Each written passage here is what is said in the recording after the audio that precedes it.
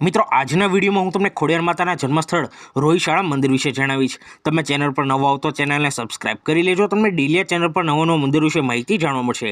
હવે વાત કરીએ આ સ્થળ વિશે તો રોહિશાળા ગામમાં આવેલું ખોડિયાર માતા જન્મસ્થળ મંદિર ગુજરાતના સૌથી પ્રાચીન અને પવિત્ર શક્તિસ્થાનોમાંનું એક માનવામાં આવે છે, જ્યાં લોકવિશ્વાસ મુજબમાં ખોડિયારનું પ્રાગટ્ય થયું હતું અને તેથી આ સ્થાનને ખોડિયાર માતાનું જન્મસ્થાન કહેવામાં આવે છે। લગભગ 1200 વર્ષ પહેલાં ચારણ સમાજના ભક્ત મમૈયા ગઢવી અને તેમની પત્ની મિનલ દેવીને સંતાન ન હતું, તેથી તેમણે ભગવાન શિવની ઘોર ઉપાસના કરી।